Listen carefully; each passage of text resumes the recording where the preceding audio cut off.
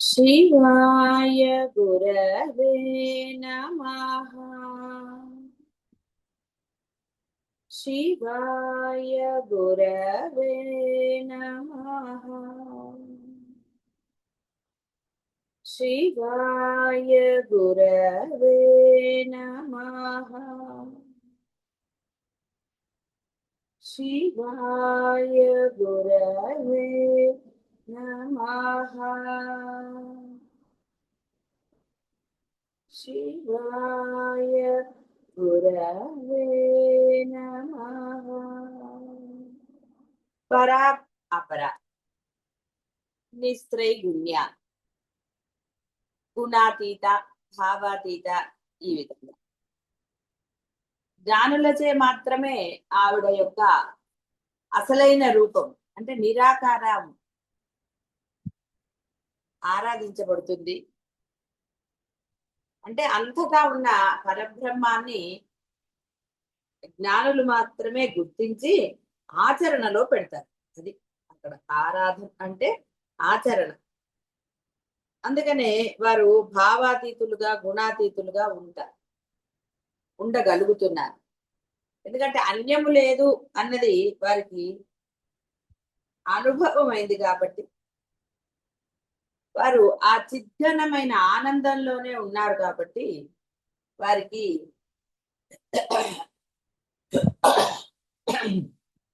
వేరేగా అన్యముగా తోచలేదు కాబట్టి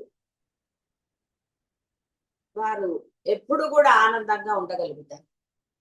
వీడు మంచివాడు, వీడు చెడ్డవాడు అలాంటి భావన వారికి ఏమాత్రం కలగదు. అయితే వ్యవహారంలో వాడి చుట్టూ ఉన్న ఆ మరి ఇప్పుడు జ్ఞాని చుట్టూ తెలిసిన వాళ్ళు ఉంటారు, జ్ఞానం తెలియని వారు ఉంటారు, అజ్ఞానులు. అంటే ఆచరణలో పెట్టిన వారే జ్ఞానం. కాబట్టి వాళ్ళ వ్యవహారానికి వారికి ఒక ఇది మీ అందరికీ అనుభవమే. ఏవేవో మాటలు రకరకాలుగా ఇది వాటిల్లో అతను పార్టిసిపేట్ చేస్తున్నంత మాత్రమున అతనివి ఆ అభిప్రాయాలు అని స్వీకరించడానికి ఇక్కడ గుర్తుంచుకోవాల్సింది ఏ విధంగా మనము ఆ జ్ఞానాన్ని ఆచరణలో పెట్టాలి. ఎందుకంటే ఆచరణ అనేది పెద్ద కష్టమైన విషయం కానే కాదు, అనుభవంతో మీకు తెలిసిందే. కాబట్టి ఇక్కడ ఇది గుర్తిస్తే అందరూ ఆచారవంతులే. అంటే ఆ యొక్క ఆ పరబ్రహ్మముది ఆ పరమానందాన్ని అనుభవించిన వాళ్ళు ఎవ్వరూ కూడా అంటే మర్చిపోయిన వాళ్ళు ఆచరణ పెట్టలేరు. మర్చిపోయినట్టుగా వ్యవహారంలో ఉండేవాళ్ళు ఇంకా అజ్ఞానులే. అంటే అజ్ఞానులే అంటే వాళ్ళు కావాలని ఆ విధంగా ప్రవర్తిస్తున్నారని అర్థం. కాబట్టి ఇక్కడ ఎవరు ఎలా ప్రవర్తిస్తున్నారు అన్న దానికన్నా కూడా ఇదేం పెద్ద విషయము విశేషం కాదు, వాడు ఎందుకు అలా చేస్తున్నాడు అనేది. అందుకని ఎవడిని వాడే ఉద్ధరించుకోవాలని ఆయన చెప్పినందుకు ఆయన ఒట్టిగా ఏం చెప్పలేదు. మనం బాహ్య ప్రపంచంలో చూసినా కూడా వాడు తన స్వార్థమైన ఆనందమో ఇంకోటో ఏదో రీజన్ ఉంటుంది కదా, వాడు సుఖపడటానికో ఆనందపడటానికో సంపాదించడానికో ప్రతిదానికి ఒక రీజన్ పెట్టుకుంటాడు, అందుకని ఇందుకని అని.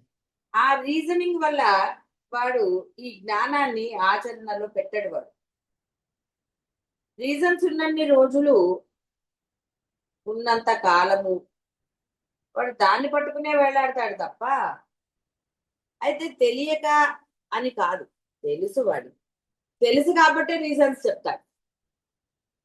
ఎందుకంటే తెలియని వాడికి అంటే ఉన్నది పరబ్రహ్మమే అని తెలియని వాడికి రీజన్తో పని లేదు. వాడి గోల్లో వాడు ఉంటాడు.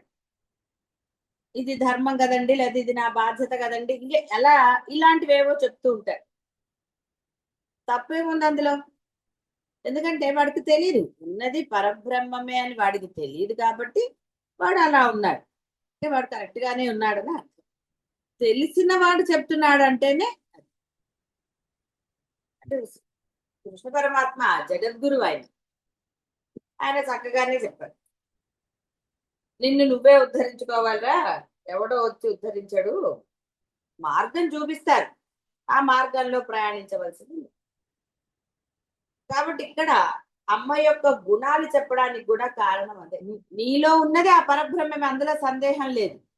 ఆ పరబ్రహ్మం ఏ సెకండ్ నీ నుంచి నిష్క్రమిస్తుందో అప్పుడు నీ ఐడెంటిటీ అనేది నువ్వు ఎలా నిరూపించుకుంటావు?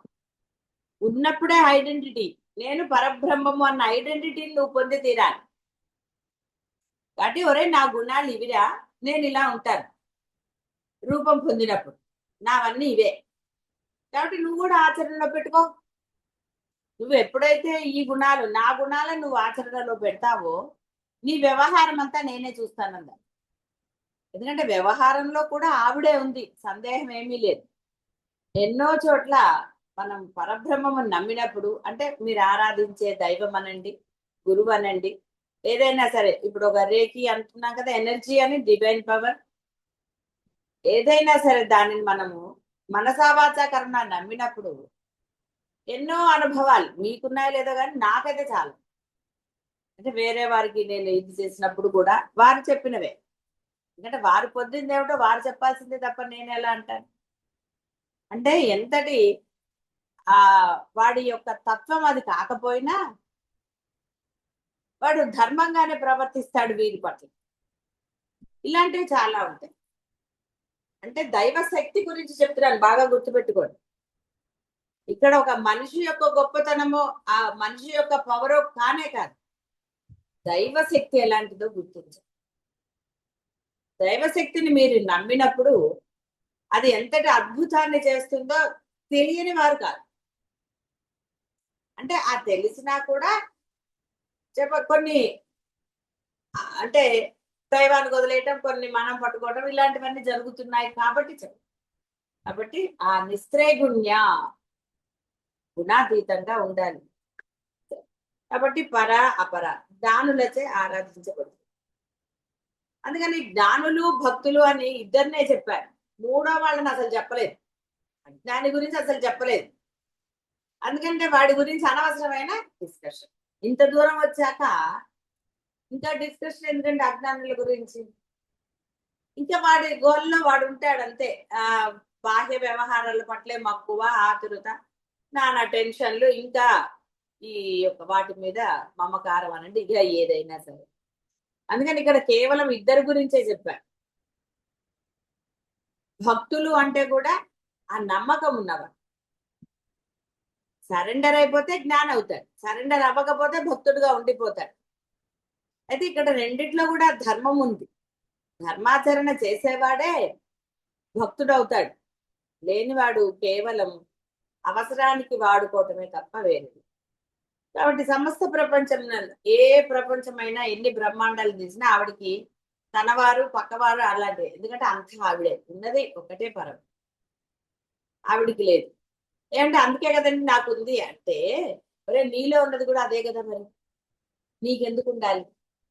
అలా నిజంగా నీలో ఉంది అనుకుందాం, ఏది పరులు వాళ్ళు వేరే నేను వేరే వీళ్ళు నా వాళ్ళు అని ఉంది అనుకోండి, నీకు అవసరం వచ్చినప్పుడు వేరే వాడిని కూడా నావాడు అంటున్నావా అంటలేదా? మరి స్వార్థం వచ్చినప్పుడు నువ్వు వేరే వాళ్ళని కూడా అయ్యో మా వాళ్ళే అని అంటున్నావా లేదా? లేని బంధుత్వాన్నో మిత్రత్వాన్నో చేస్తున్నావా లేదా? మరి ఎందుకు చేస్తున్నావు? నిజంగా అయితే మరి కేవలం నీ కుటుంబ సభ్యులు మాత్రమే నీవా, కానీ నువ్వు నీ అవసరానికి తగ్గట్టుగా స్వార్థంగా చేస్తున్నావా లేదా? అదే కదా నీ దుఃఖాలు. సత్య జ్ఞానానంద రూప, జ్ఞానానంద రూప, సత్యమైన, నిత్యమైన అని, శాశ్వతమైన. సత్యం, జ్ఞానం, అనంతం బ్రహ్మ. అక్షరమైనది అంటే క్షరము లేనిది, అనస్వరమైనది, ఎప్పుడూ నశించదు. సత్యం అనగా త్రికాలాబాధ్యమే, త్రికాలంలో అదే సత్యము. ఏమండి, రాముడి కాలంలో ఉన్న సత్యం వేరు, ఇప్పుడు వేరు, అవి అన్ని అనడానికి లేదు, అది నువ్వు అంటావు. కానీ ఎప్పుడైనా సత్యము సత్యం, అప్పుడు బ్రహ్మమే, ఇప్పుడు బ్రహ్మం. అప్పుడు నిత్యంగానే ఉంది, ఇప్పుడు నిత్యంగానే. అప్పుడు ఏది ధర్మమో ఇప్పుడు అదే ధర్మం. రాజులు లేరు అంతే, ప్రోటోకాల్స్ ఇప్పుడు ఇంకో ప్రోటోకాల్. కానీ ధర్మం ఎప్పుడు మారదు, కాలానుగుణంగా మారేది ధర్మం ఎలా అవుతుంది? ఒక జీవికి తన యొక్క వ్యవహారం పట్ల ఉండే ధర్మం ఎప్పుడు ఒకటే. కాబట్టి ధర్మము మనము మారింది అనడానికి లేదు, మనం మన అనుకూలంగా మనం అంటూ ఉంటాం. ఆ కాలం వేరండి, ఈ కాలం వేరండి. ఎలా అవుతుంది? ఈ కాలంలో వాడే ఒక పెరియవారిని తీసుకున్నా, రామకృష్ణుల్ని తీసుకున్నా, రమణుల్ని తీసుకున్నా, ఈ కాలంలో కూడా ఉన్నారు మహానుభావులు. లేరని ఎలా అంటారు మరి? వారు ఎలా ఆచరించారు మరి? కాబట్టి ఆ విధంగా మనము మన అవసరానికి తగ్గట్టుగా మనం చేయడానికి లేదు. సత్యం, జ్ఞానం, అనంతం. దేశము చేతను కాలము చేతను బాధింపబడక, దేశము అంటే ప్రదేశం అండి, అంతే తప్ప దేశము అంటే ఏదో నాదే వేరే దేశాలు పరాయి దేశాలు అని. భూత భవిష్యత్ వర్తమాన కాలములను ఏకరీతిగా ఉండు నిత్య సత్వరూపం, నిత్యత్వ స్వరూపం రెండు ఒకటి. సజాతీయ విజాతీయ స్వగత భేదము లేదు. చూడండి ఇప్పుడు మన ఇటువైపు మనకి అమావాస్య మంచిది కదా, మరి వేరే ప్రదేశాల్లో అమావాస్య వాళ్ళకి ఇలా. అంటే ప్రాంతాన్ని బట్టి కాలంలో భేదం వచ్చిందంటే అర్థం ఏమిటి? అర్థం చేసుకోవాల్సింది చెడు అనేది లేదురా, అన్ని మంచే, నీ యొక్క బుద్ధినే తేడా. ఎమర్జెన్సీ వచ్చిందండి వాడికి, అమావాస్య అని ఆపరేషన్ ఆపేస్తారా? లేదు. ఆపరేషన్ చేస్తే వాడు పోతాడా? రూల్ ఉందా? అమావాస్య రోజు ఆపరేషన్ చేస్తే పోతాడని రూల్ ఉందా? లేదు. అందుకని ఆయన అష్టమి రోజు పుట్టాడు, అమావాస్య రోజు ఇంకోటి జరిగింది, ఇంకోటి జరిగింది, ఇలా అనేక రకాలు చూపించాడు. రే కాలంలో ఏమీ దోషం లేదురా, నీ బుద్ధిలోనే మారు. అమావాస్య నాడు ఎంతమంది పుట్టలేదండి? వాళ్ళందరూ దొంగలు అయ్యారా?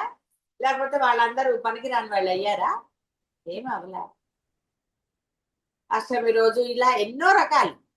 ఇవన్నీ వ్యవహారానికి నువ్వు ఏర్పరచుకున్నది. నీ బుద్ధి ఎప్పుడైతే ఉన్నతంగా ఉంటుందో, ఈ కాలం అంటే ఈ యొక్క నువ్వు ఏర్పరచుకున్నా మంచి చెడు అనే కాలాలు నిన్నేమి చేయదు. అందరి సమయం ఒకటే ఉందా? మీ భాషల్లో అన్నిట్లో ఉందా? ముహూర్తం చూశారు, ముహూర్తానికి ఎందుకు అన్నారంటే చెప్పాను కదా, మనసును అక్కడ లగ్నం చేసుకోవడానికి ఒక టైం పెట్టుకుంటాం మనం. లేదా ఎవడి పనులలో వాడు ఉంటాడు, తర్వాత చేద్దాం అప్పుడు చేద్దాం అంటూ ఉంటారు. పెళ్లికి అందరూ వచ్చేసి నువ్వు నీ పనులు చేసుకుంటూ కూర్చుంటే అది అవ్వద్దు, అందుకని ఒక ముహూర్తం పెట్టారు. అందుకని దాన్ని ఒక మంచి కాలంగా నిర్ణయించుకున్నాం.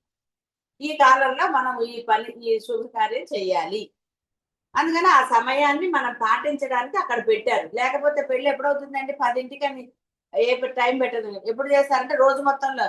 ఇప్పుడు చూడండి, కొంతమందికి 1 అవర్ టైం ఉంది, ఈ 1 అవర్లో ఎప్పుడో ఒకప్పుడు ఆ యొక్క కళ్యాణం చేసేస్తారు. అది వాళ్ళ పద్ధతి. మరి ఇప్పుడు వాళ్ళు బాలేరా? సమయం పెట్టుకున్న వాళ్ళే బాగున్నారా? ఎలా చెప్పగలుగుతావు? ఏది మీరు చెప్పలేరు ఇక్కడ. దీన్ని నిరసించటమో వేరే కాదండి, ఇది గొప్పదే. వీటన్నిటికన్నా ముందు మీ యొక్క బుద్ధి ముఖ్యం, అంతే తప్ప ఆ ముహూర్త బలం అంటారు వాళ్ళు. ముహూర్త బలం అన్నంత మాత్రాన కేవలం ముహూర్తందేనా, ఇది కూడా నీకు యాడ్ అయ్యి ఉంటుంది. చూడండి, ఎన్నో పోస్ట్ ఆఫీస్ అని, బ్యాంకులని ఎన్నో. మీరు ఏం చేస్తారండి? వడ్డీ ఎక్కడ బాగా యాడ్ అవుతుందో, తక్కువ కాలంలో ఎక్కువ, అక్కడికి కదా వెళ్తారు. ఇది అంతే. కొంచెం ఎక్కువ మంచి జరగాలో, ఎక్కువ ఏదో జరగాలి అనుకున్న వాళ్ళు ఆ ముహూర్తం వైపు. నష్టమేం లేదు, చేయకూడదు అనటం లేదు, నువ్వు అది అంత భక్తి శ్రద్ధలతో పాటించు. అది అలా అని చెప్పి వేరేవి నిరసించడానికి వీల్లేదు. పోనీ ఈ దేశంలో ఉన్నా ఎక్కడున్నా అందరూ అలా పాటిస్తున్నారండి? ఏమి పాటించరు. కానీ ఇవన్నీ కూడా కేవలము అలానే పాటించని వాళ్ళందరూ జ్ఞానులని చెప్పటం లేదు. ఏది ఏమైనా పాటించద్దని కూడా చెప్పటం లేదు నేను, పాటించండి. కానీ వేరే దాని మీద నిరసన భావమో ఇంకోటో ఉంటుంది. అంటే కాలాన్ని నువ్వు దూషించవలసిన ఆవశ్యకత లేదు. కాల స్వరూపమే అమ్మ అంటుంటే నువ్వు కాలాన్ని ఎలా ద్వేషిస్తావు? రాత్రిళ్ళు సినిమాలు చూడటం లేదు, లేచి కూర్చుని మరి ఆవిడ కాలం లేనప్పుడు రాత్రి పడుకోవాలి. అర్ధరాత్రి కూర్చొని తిట్టం లేదు, ఉద్యోగాలు చేయటం లేదు, వీటికి వేడికే పనికిరాని అమావాస్యలు రాత్రులు ఇంపట్లేదు దీనిగా. ఏది ఏమైనా అది కాదు మనకి ఇక్కడ ముఖ్యం. కాలస్వరూపమే అమ్మ. కాబట్టి భేదభావం నీలో పెట్టుకోకు, నీవు ఉన్నతంగా ఉండు, అన్ని ఉన్నతంగానే భావం. కాబట్టి సత్యం అంటే ఇక్కడ భూత భవిష్యత్ వర్తమాన కాలంలో ఏకరీతిగా ఉండే నిత్యత్వ స్వరూపం. డెఫినెట్ గా అంతే, ఏ సందేహం లేదు. డాక్టర్లు అంటారండి ఇప్పుడు ఈ సమయం మంచిది కాదు, వర్జ్యం ఉందండి, మేము ఆపరేషన్ చేయని అంటారా? అప్పుడు ఊరుకుంటారండి, కొట్టరు మీరు వాళ్ళని. కాబట్టి సజాతీయ విజాతీయ స్వగత భేదం లేదు, తను కాక వేరైనది రెండవది ఏదియూ లేదు, సర్వదా ఏకాకారమున ఉండినదే సత్యం, అదే జ్ఞానం, ప్రకాశ స్వరూపం. ఇతర సహాయ అపేక్ష లేక తనకు తానే ప్రకాశిస్తుంది. కాంతిదాయకములకు ఇతర గోడములకు ప్రకాశ శక్తిని ఇస్తుంది.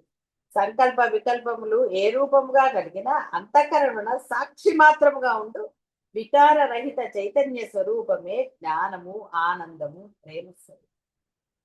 3 ఏళ్ల వరకు మీ పిల్లల మీద మీకు ఏమన్నా వికారాలు కలుగుతాయండి? వాడు ఏ అల్లరి చేసినా అప్పుడు ఓ ఎంత బాగా అల్లరి చేస్తున్నాడా, ఎంతో మురిపే ఉంటుంది. ఇక ఆ తర్వాత ఉంటుందండి. అందుకే వాడికి అర్థం కాదు, వాడు అందుకే అరుస్తాడు. ఇంత ముందు చేస్తేనేమో మెచ్చుకున్నారు, ఇప్పుడు చేస్తే తిరుగుతున్నారంటే వాడికి అర్థం కాదు, వాడి బుర్రకి. వాడు ఎవరు సపోర్ట్ చేస్తారో వాళ్ళ దగ్గర పరిగెడతారు.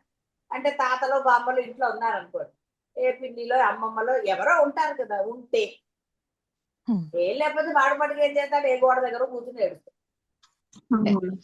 లేదనుకోండి వాడి దగ్గర, అందుకని వాళ్ళు సపోర్ట్ చేస్తారు కాబట్టి వాళ్ళ దగ్గరికి వెళ్తాడు. అంతే, పెద్ద డిఫరెన్స్ ఏమీ లేదు. సపోర్ట్ కోసం చూస్తాడండి వాడు. మీరు చూడరండి, మీరు కారణాలు చెప్పుకున్నాం ఏదైనా చెప్తే సపోర్ట్ కోసం పక్క వాళ్ళు కావాలంటే వాళ్ళని అడగండి, వీళ్ళని అడగండి అని. అంతే, వాడు సపోర్ట్ కోసమే చూస్తాడు. ఎందుకంటే అంతకుముందు వాడు చేసిన అల్లరే. వాడు ఇంతకుముందు కూడా బొమ్మలు కింద పడేశాడు, అప్పుడు మీరు ఏమల్లా. ఇప్పుడు కింద పడేస్తే తిరుగుతున్నాడు. వాడికి అర్థం కావడానికే టైం పడుతుంది. ఏంట్రా వీళ్ళు తరుస్తారు. కాబట్టి వికార రహిత చైతన్య స్వరూపమే జ్ఞానము, ఆనందం. సహనం ఉండాలి. పిల్లల్ని పెంచాలి అంటే సహనం లేకపోతే ఎలా పెరుగుతాడు వాడు? అరిచేసేస్తే ఇన్నాళ్ళు ఊరుకున్నా ఇంక ఊరుకునేది లేదు అంటే పాపం వాడికి ఏం తెలుసు ఇన్నాళ్ళు అంటే. చేస్తున్నాడండి, అప్పుడు చేశాడు వాడు, అప్పుడు నీకు ఇష్టమైంది, ఇప్పుడు వికారమైంది, అంతే తేడా. కాబట్టి ఎప్పుడైతే ఆ వికారం లేదో అది చైతన్య స్వరూపమే. ఆ జ్ఞానము అంటే ఆనందాన్ని, ఏ తారతమ్యము లేక పిపీలగాది బ్రహ్మ పర్యంతం ఒకటే విధముగా ప్రేమగా ఉండటమే ఆనందం. ఈ మూడింటి యొక్క సమైక్య స్వరూపమే పరమేశ్వరం. సత్యము, జ్ఞానము, ఆనందం. సత్యం అంటే ధర్మంగా ఉన్నప్పుడు జ్ఞానం లభిస్తుంది, ఆ జ్ఞానమే ఆనందం. ధర్మం కదా, పిల్లల్ని ప్రేమగా పెంచాలి, సహనం ఉండాలి నాకు అనుకున్నవాడు వాడికి ప్రేమగా నచ్చ చెప్తాడు. వాడికి అర్థమైంది, వాడిలో ఏమి నశించదు, అరవడు. ఎప్పుడన్నా అప్పుడు అరుస్తాడు. సామవేద దాన దండోపాయాలు. అంతేగాని వాడికి 3 ఏళ్ళు దాటాయో 4 ఏళ్ళు దాటాయో అనగానే వాడి చూడండి పాపం కొంతమంది పిల్లలు స్కూల్కి వెళ్ళమని ఏడుస్తారు. ఆ 2.5 ఏళ్ళు 3 వీడు ఇక్కడ భరించలేక అక్కడ పంపిస్తారు. వాడు ఓ మొత్తుకుంటాడు, అయినా సరే బలవంతంగా అలవాటు అవుతుందంట. ఎన్నో రకాలు ఇలా. అంటే ఇక్కడ ఇది మంచా ఇది చెడ్డ అంటే మీరు ఎలా నిర్ణయిస్తారండి? వాడు నేను భరించలేనని వాడు పంపిస్తాడు. ఇంకోటి అంటాడు పర్వాలేదంటే వాడి జీవితాంతం నేను ఇంట్లోనే చెప్పుకుంటాను అంటాడు వాడు. ఎందుకంటే వాడికి సహనం ఉందంట. రకరకాలండి భావనలు, అందరి ఒకే రకంగా ఉండవు. ఏది ఏమైనా ఇక్కడ గుర్తించవలసింది ఆ పసివాడి దేవుడి అని.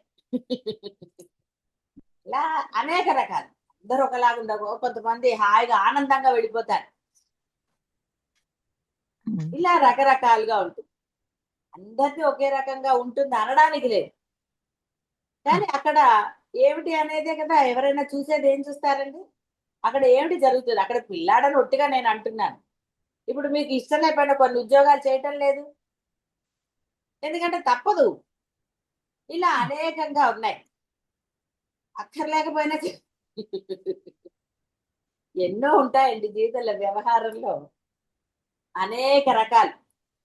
కాబట్టి అక్కడ ధర్మం లేనప్పుడే జ్ఞానము లేదు, ఆనందము లేదు. ఆ ధర్మం ఉందనుకోండి చక్కగా ఆనందం ఉంటుంది. ఆనందం ఉన్న చోట ఇంకేమీ అక్కర్లేదు. ఉమ్. జ్ఞానం అంటే ఏంటండి? ఆచరణే. ఆచరణ ఉన్నప్పుడు కదా ఆనందం. అవును. "అబ్బా, ఏంటి ఈ పిల్లలు ఇంత అల్లరి చేస్తున్నారు" అంటే ఆనందించగలరా? ఉమ్. ఏదైనా అంతే. ఇంటికి ఎవరైనా వచ్చారనుకోండి, వాళ్ళు మీకు ఇష్టమున్నా లేకపోయినా మీరు ఆనందాన్ని ప్రదర్శిస్తే మీరు ప్రశాంతంగా ఉంటారు. అబ్బో, వీడొచ్చాడు ఇప్పుడు అయిపోయింది అంటే. అవును. వ్యవహారంలో అనేకం ఉంటాయి ఎప్పుడు కూడా. కాబట్టి ఆనందం ఎక్కడుందండి? మీ దగ్గరే ఉంది. ఎవరి దగ్గర లేదు. ఒకరి వల్ల మీ ఆనందం పోలేదు, ఒకరి వల్ల ఆనందం రాలేదు. నీ బుద్ధి ఎలా ప్రవర్తిస్తుందో ఆ విధంగా నువ్వు ఆనందం.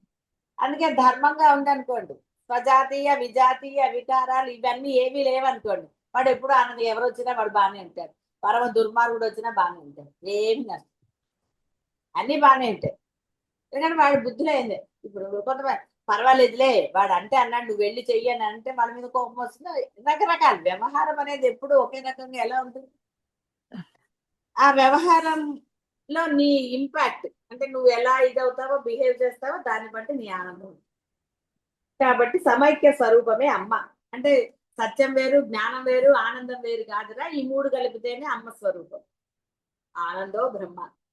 మీరు కూడా వ్యవహారంలో మీకే తెలుస్తుంది. మీరు ఎక్కడైతే ధర్మంగా వ్యవహరించారో మీరు అంటే ఆ వ్యవహారం బట్టి, ఆ స్థితిలో అనండి ఏదండి అక్కడ మీరు ఆనందంగానే ఉంది. ఎప్పుడైతే ధర్మం కాకుండా ఉన్నారో మీకే చికాకు కలుగుతుంది.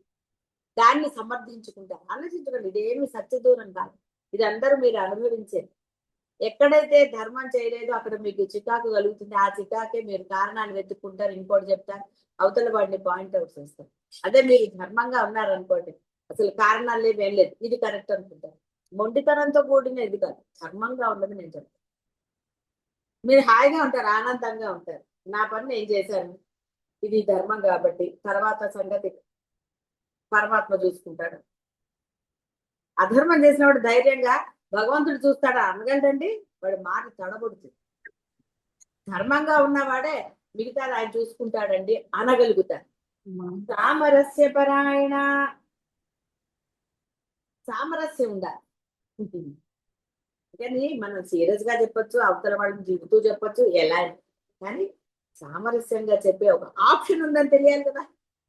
శివశక్తుల యొక్క సమరస భావం, పరమేశ్వరి శివునితో అభేదత్వం, అంటే న్యూన్య అధికతలు, తక్కువ ఎక్కువ లేవండి, అందరూ సమానం. ఇద్దరు సమానమే. ఇక్కడ శివుడు అమ్మ చెప్తున్నారు కాబట్టి ఈవిడ గొప్పది, ఆయన తక్కువ వాడు, లేదా ఆయన ఎక్కువ. ఈవిడ ఆయన అడిగినంత మాత్రాన ఈవిడ తక్కువైపోలేదు. మన కోసం అలా ఇక్కడ మన కోసం అంటే ఎవరండి? మనం ఆవిడ వేరా కాదు. నీకు ఒక గౌరవ భావంతోనో ఆరాధనా భావంతోనో ఒక పురాణం చదవాలన్నా, ఒక కథ వినాలన్నా, ఎందుకు ఎక్కడి నుంచి వచ్చాయి? ఉన్నతుల నుంచి వచ్చాయి అంటే నువ్వు భక్తి భావంతో విని, ఒకడు కాకపోతే కశ్చిత్ ధీర అన్నట్టు ఎవడో ఒకడైతే ఆచరణలో పెడతాడు అని అవి చేస్తాయి. అంతే తప్ప వీళ్ళు గొప్పవాళ్ళు వీళ్ళు తక్కువ వాళ్ళు అని కాదు. నువ్వు ఆ భేదం చూపిస్తే వాళ్ళకి ఏమీ నష్టం లేదు. ఎందుకంటే భావము భేదం అనేది నీలో ఉంది తప్ప వాళ్ళలో లేదు. అంటే ఇవన్నీ కూడా నువ్వు ఆరాధన పూర్వకంగానండి మనసు లగ్నం చేస్తావు వాటిల్లో. ఇవి ఉన్నతమైనవి. ఈ విధంగా నువ్వు ఆచరణలో పెట్టుకుంటే నీ జీవితం బాగుంటుంది అన్నదానికి అలా ఒక గురు పరంపరగా, అంటే పెద్దవాళ్ళు తెలిసిన వాళ్ళు ఆచరణలో పెడితే ఏమిటి జరుగుతుంది, అలా ఒకదాని తర్వాత ఒకటి అలా వచ్చాయి. అలా మొదట ఉన్న వాళ్ళు సనాతనులు కదా, శివుడు పార్వతి, వాళ్ళ ద్వారా ఆ తర్వాత గురు పరంపరగా, ఆ తర్వాత మనకి మహర్షులు అలాగా మనకు అందించారు. శౌనకాది మహామునులు అని, సూత మహాముని, వీళ్ళందరి ద్వారా మనకి అవి అందుబాటులోకి వచ్చాయి. వేదాన్ని మరి ఆయన న్యాసం చేశాడంటారు వేదం వినసుడు. ఇలా ఒక పరంపరగా మనకు వచ్చింది. ఎందుకు ఇప్పుడు చూడండి కొన్ని పుస్తకాలను, ఈ ఫేమస్ రైటర్ అంటే అందరు చదువుతారు. ఆయన ఎవరో రాశాడంటే చదువుతారు? చదవదు. ఓ సినిమా ఉందండి, 10 మంది చెప్పారు ఓ బ్రహ్మాండం అంటే వెళ్తాం. అది మీకు నచ్చచ్చు నచ్చకపోవచ్చు, అందరికీ నచ్చాలని రూల్ లేదు. అంటే ఇక్కడ ఇక్కడ శివశక్తుల యొక్క అంటే శివుడు పార్వతికి అభేదాన్ని తెలుసుకోవాలి, సామరస్య పరాయణ. అందుకని ఎవరికైనా సరే నువ్వు సామరస్యంగా అంటే ప్రేమపూర్వకంగా నచ్చకపోవచ్చు, ఆ విషయం ఏదైనా సరే అందరితో అభేదంగా ఉండవచ్చు అని చెప్పచ్చు.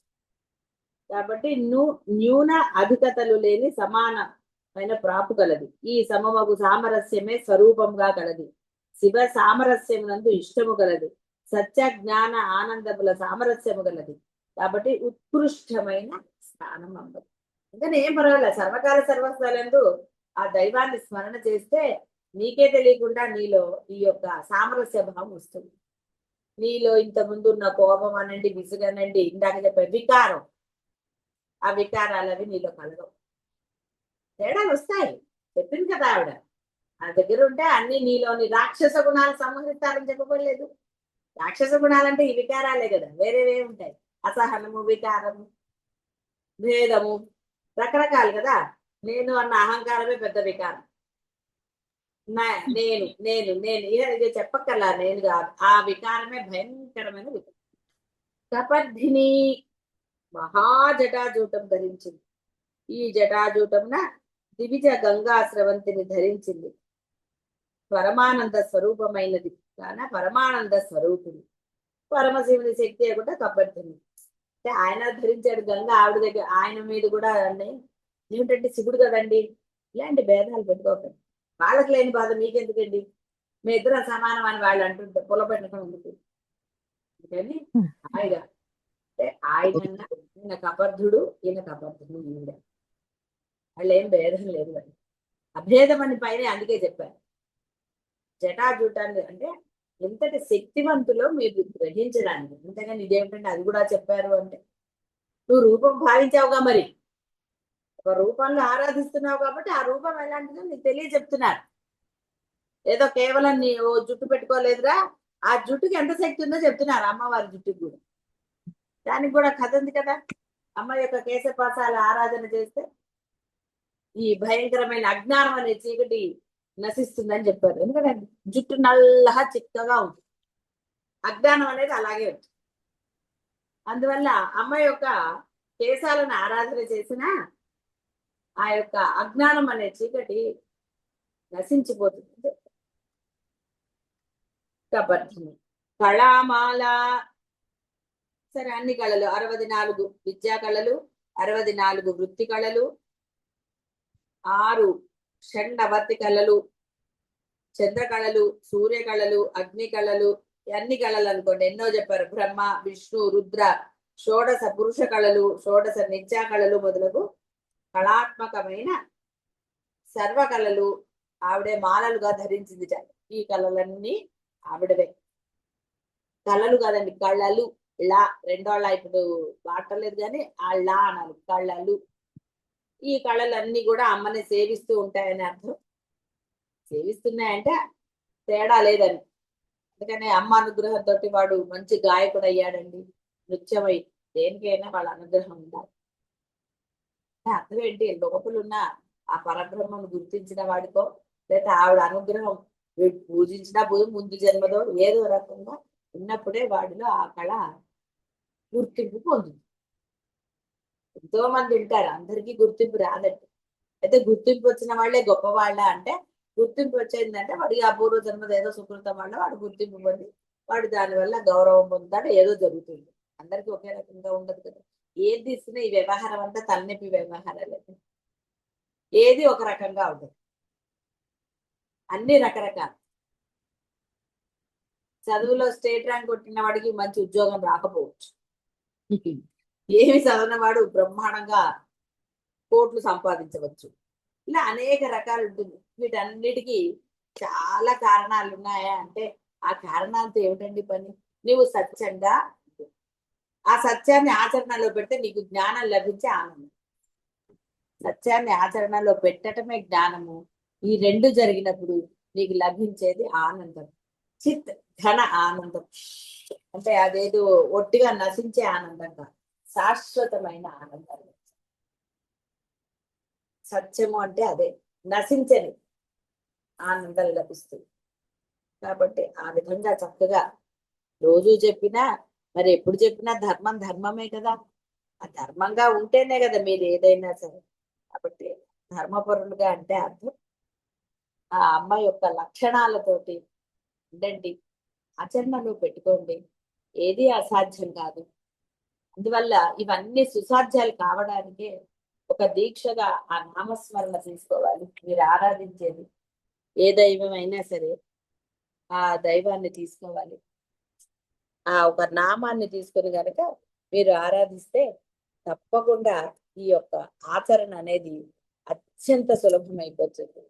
అప్పుడు ఆనందం మీ దగ్గరే ఉంది. బట్ ఆనందం ఎక్కడో లేదురా, నీ ఆచరణ వల్లే ఆనందం. ఇందులో ఏమీ సందేహం లేదు, మీ అందరికీ అనుభవమే. మీ బుద్ధి ఎలా ప్రవర్తిస్తోందో దాన్ని బట్టి మీరు ఆనందం పొందుతున్నారు అనేది ఎవరో విడిగా చెప్పక్కర్లేదు. దీనికి పెద్ద బోధ అవసరం లేదు.